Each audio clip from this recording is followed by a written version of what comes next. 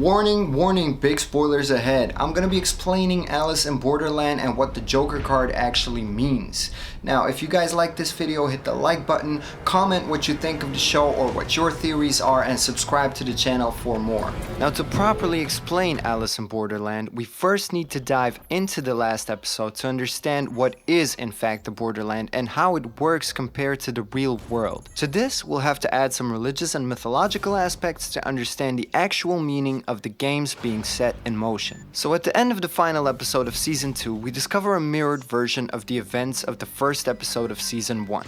Here, we see not only Arisu, Karube, and Shota, but actually all of our beloved characters were present at the same moment at Shibuya Square, when a meteorite shower came down, killing thousands of people and leaving dozens of survivors in a comatose state.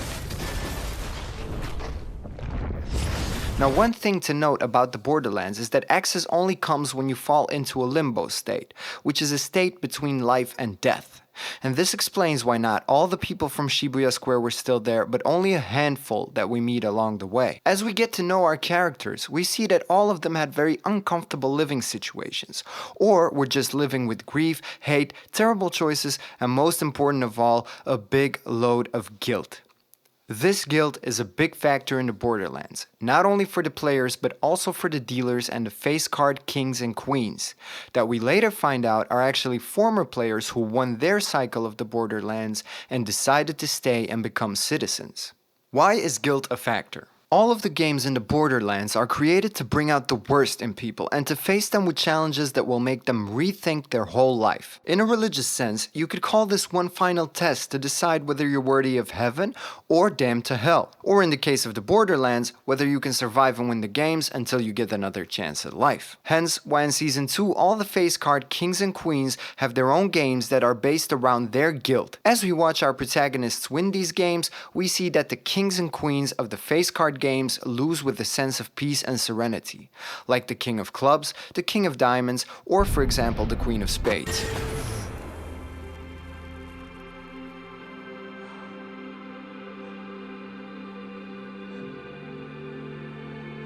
Why the beach was a key factor.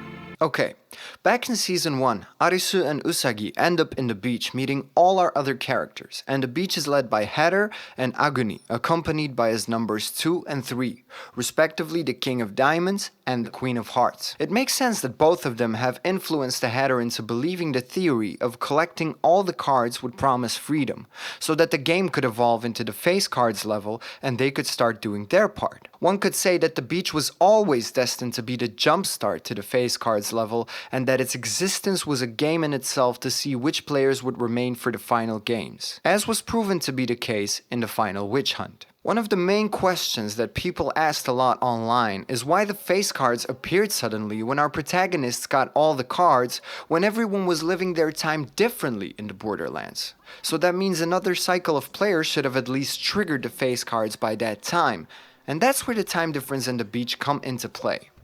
The cycle that we're watching play out in front of us is from all the casualties from the disaster that struck Shibuya Square, Tokyo. Since the meteorite shower hit multiple places, it doesn't affect everyone in the same exact second. It leaves room for some people to enter the Borderlands months earlier than others.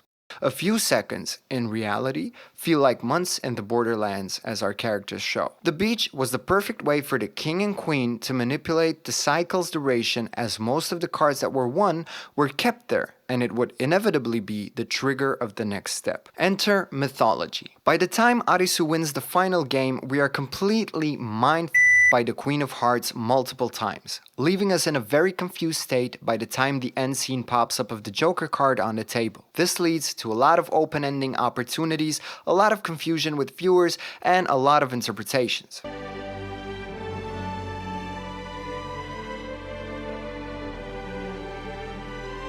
Although, if we combine the knowledge of the manga and the ending of the TV show, the ending is not so open at all. Arisu's win provides a choice to our cycle of players to become citizens or return to the real world, meaning the survivors have shown their will to survive and get to choose their fate. As most of our characters have been confronted with their feelings of guilt and their wrongdoings in life, they have decided they can do better, thus choosing to return to the real world. Some who understand their position in life and could not forgive themselves or felt that this violent limbo is where they belong, decide to remain citizens, thus becoming the next face cards and game creators for the next cycle of players. Until the next winner breaks them out of their guilt so they can finally die in peace and move on from the purgatory that is Borderland.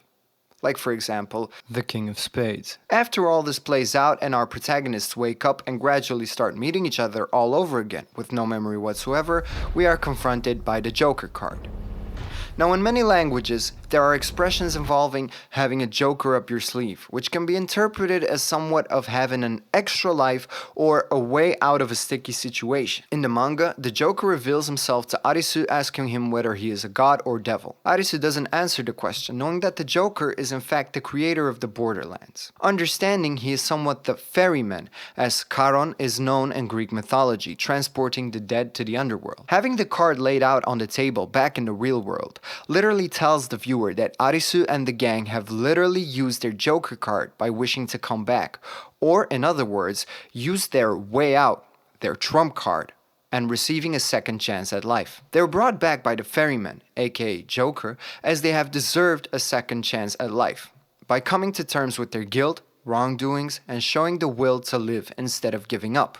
Of course, there is the fact that the show has grown immensely since the release of Season 2 and the showrunners could potentially profit from a third season.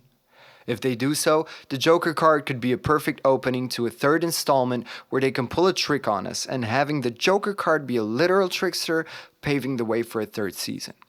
If they stay true to the manga, this will not be the case, as the manga ends where Season 2 ended, with a small spin-off happening afterwards. But whether they decide to go that route will be entirely up to their desired financial gains they can make from a potential third season. Either way, for me the ending of Season 2 fits as a perfect ending to one of Netflix's best shows.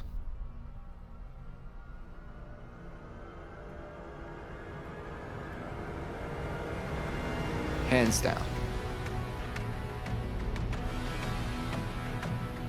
So that was it, guys. I hope you enjoyed the theory that I prepped for you.